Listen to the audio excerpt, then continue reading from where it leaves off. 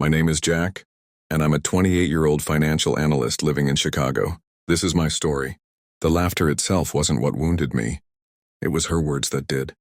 Into the microphone, with a champagne-fueled smile, she said, "My only real regret was leaving Ryan for..." And then she motioned toward me, the man she was set to marry in just 3 weeks. The crowd chuckled nervously. I didn't. My glass stayed raised, my expression unmoving as if carved from stone, but inside something shattered. Not loudly, but quietly, like a pane of glass splitting under an unseen pressure. That was the exact moment our wedding died and my plan began. I first met Lisa about 4 years ago. She had a kind of radiance that made you blind to her flaws, a presence that could change the mood of an entire room without her saying a single word. At that time, she was still vulnerable, fresh from a messy breakup with Ryan. He was wild, charming, the kind of man who leaves destruction in his wake. She swore she wanted stability now, someone she could truly depend on. I gave her that. I gave her patience, loyalty, and security. I built the future she had promised she wanted. She once cried in my arms, telling me I had saved her. I believed it. That's why her betrayal didn't feel like a sharp knife. It felt like a slow poison slipped into a glass of wine. It started with small things. The subtle change in her tone when she mentioned Ryan, a text message deleted too quickly. The way she would get lost in old stories about him, pretending they were lessons learned while her smile told a different tale. I told myself it was just paranoia, the price you pay for loving someone deeply. But then came the look. She thought I wasn't watching. Her eyes were glued to her phone. Her lips curved into a smile I hadn't seen directed at me for months. One night she left her laptop open. A thread of messages burned like an open wound. "Ryan, remember sneaking into my place at 2 a.m.? You were so wild back then," she had written. His reply, then hers. "Sometimes I miss being that girl." That was all it took. Not because she admitted she missed him, but because I knew she was already gone, even with my ring on her finger. I didn't explode. I didn't confront her, not yet. Instead, I split myself in two. There was the man she thought she knew, calm, steady, and oblivious. And then there was the man behind the scenes, calculating, patient and deliberate. I studied her.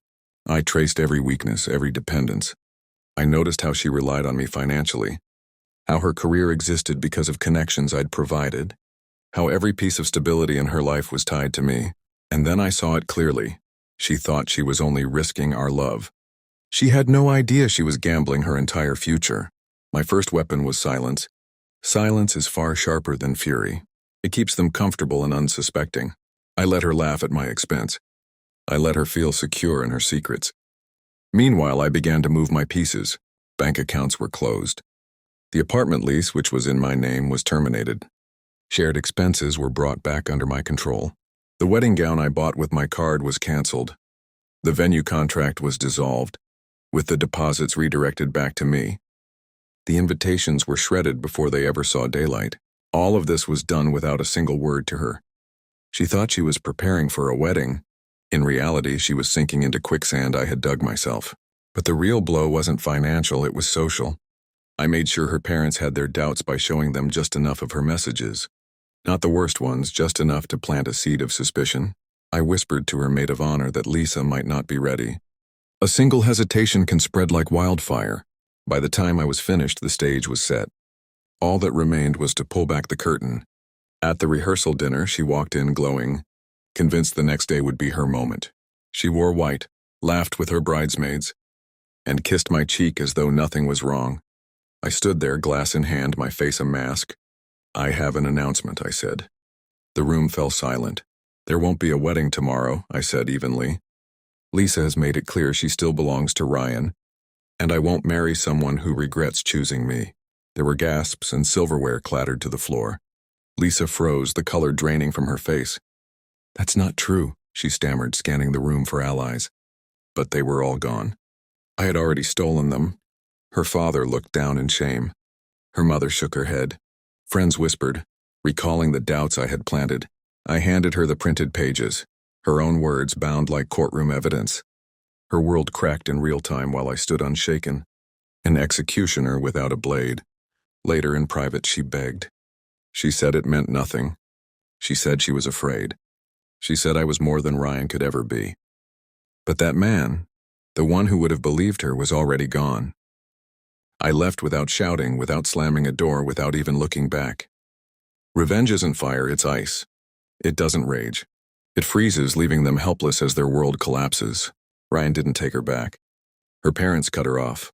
The friends she relied on chose distance over loyalty. Last I heard, she was renting a single room in Brooklyn, working a job she once mocked as beneath her. And me? I sleep well at night because the greatest revenge isn't destroying someone. It's stepping aside as they destroy themselves. Once you've quietly removed the safety net they thought would save them. She taught me that trust shatters easily. I taught her that betrayal kills, and I don't regret a single thing.